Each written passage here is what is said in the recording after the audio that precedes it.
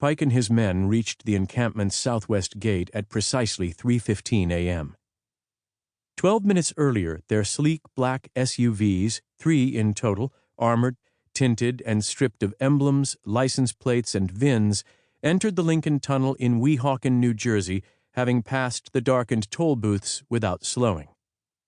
2 minutes after that, they emerged from beneath the murky waters of the Hudson River in Midtown Manhattan and zigzagged until they reached 8th Avenue. The stoplights blinked yellow in all directions.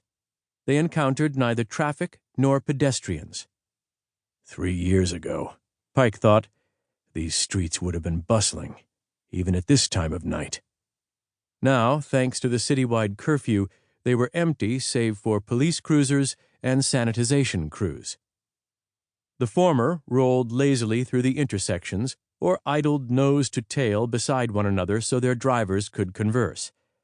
The latter clung to the sides of tanker trucks in hazmat suits or wandered 2 by 2 with smaller canisters strapped to their backs, spraying bus stops, subway stations, and other public spaces with disinfectant foam. Fresh from the nozzle, it was enough to make your eyes water.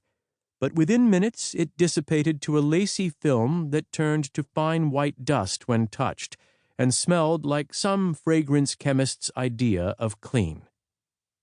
As squad leader, Pike rode shotgun in the point vehicle.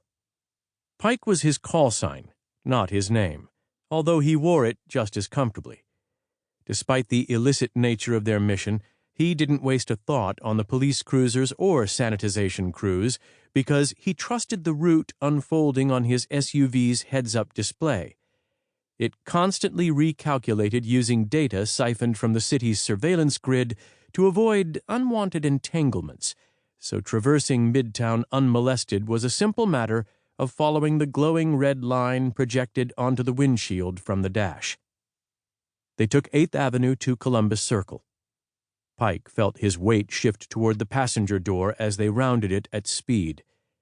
At the third right, they continued north, eventually rocking to a halt at the intersection of Central Park West and 65th Street. "Okay, gentlemen, you know the plan. Let's get to work." At his command, 7 men, Pike among them, exited the vehicles. All wore matte black body armor and masks to match.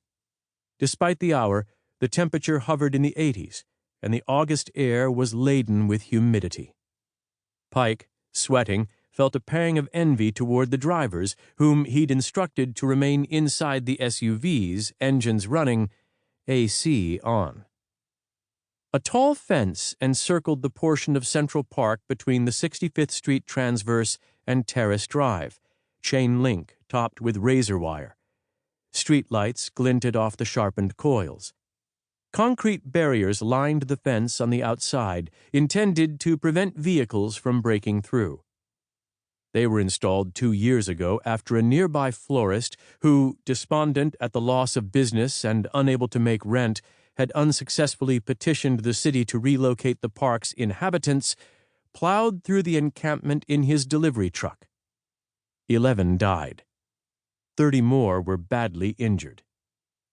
Although its light was on, and the endless patter of talk radio drifted out its open window, the guard booth was unoccupied. Pike slipped inside and sat down in the empty chair. "Which, my fellow insomniacs, brings us to the topic of the hour, the border crisis. Public health threat or humanitarian disaster? You tell me. Our first caller is Kevin from Wyoming." The desk was dominated by a computer with 2 oversized monitors. A small fan clamped to one corner pushed warm air around half-heartedly, rustling the paperwork and fast food wrappers scattered around the laminate work surface. A partially eaten donut bled grease onto an old invoice. A frozen macchiato made a puddle of condensation as it thawed. "Seems to me these so-called refugees ain't exactly the innocents the media make 'em out to be.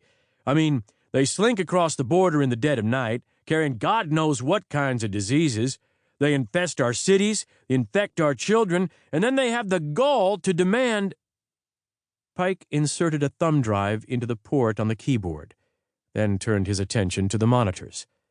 One featured a smattering of windows, email, internet radio, diagnostics for the camp's various utilities. The other rotated through an endless cycle of surveillance feeds.